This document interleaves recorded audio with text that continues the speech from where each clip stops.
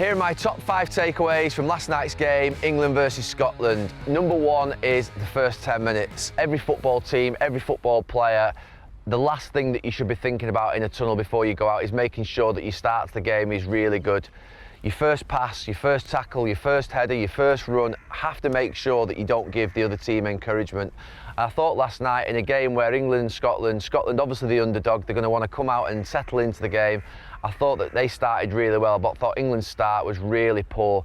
The first 2 balls up to the strikers, Che Adams and Dykes, they won, they got hold of. They actually disturbed and disrupted the England team. I thought England's passing was really poor. It didn't have any authority to it. And ultimately, I think if you start the game badly against what a team, to be fair, is under pressure like Scotland were, having lost the first game, you're just asking for trouble and giving them massive encouragement. Takeaway number 2 is playing against 5 at the back. Actually, when I saw Scotland's setup last night, I thought they were going to be a 5-3-2. The 3 in midfield, the 2 up top. I thought they might even split the strikers to stop England's wing-backs going forward. I thought that Scotland, the way in which they set up, it ended up looking really clever, but I thought it was made for England when I saw it in the first few minutes. They had the 2 sat in front of the back 5, they had 1 in front, which was McGinn, and then they had the 2 up top. They were so narrow in terms of that centre of the pitch. And I couldn't believe that the sort of golden rule when you're playing with 2 full-backs, James and Shaw, and you're playing against the back 5, is to switch play really quickly.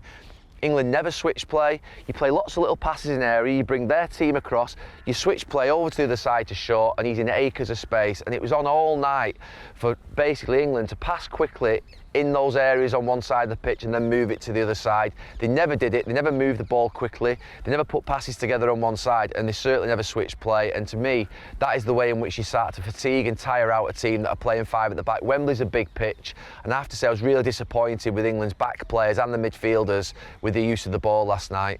Number 3 is Jordan Pickford. I said after the game last night, I actually thought that he was the only player that played to a standard. I thought that they really did try to target him, Scotland, on the set pieces. They put men in around him, they tried to whip it in on top of him. I thought he dealt with those balls really well, and I've been critical of him at times at Premier League level because I don't think he physically handles at times the ball into the box.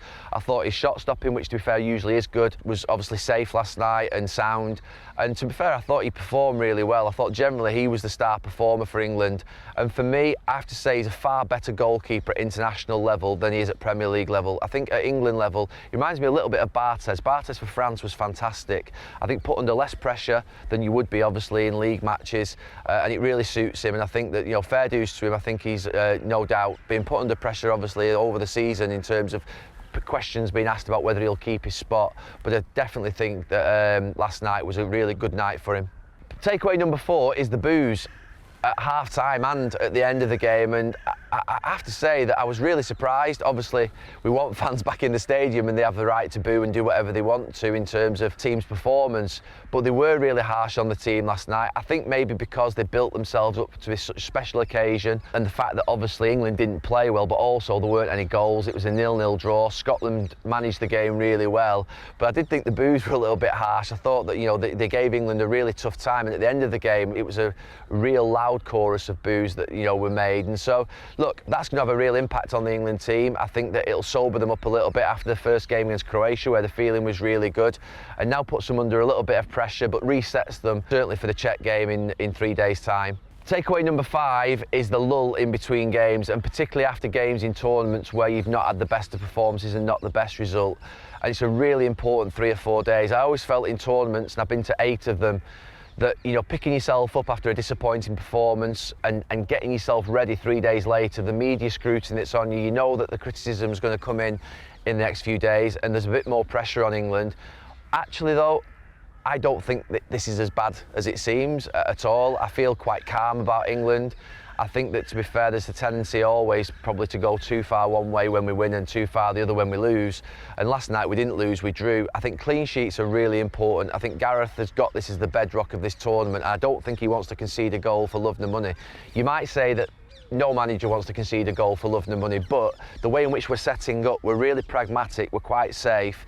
We're lacking a bit of creativity in the final third going forward, but I think he believes that England can go far in this tournament off the back of clean sheets, rather than being expansive the other way and trying to win games sort of 3 and 4.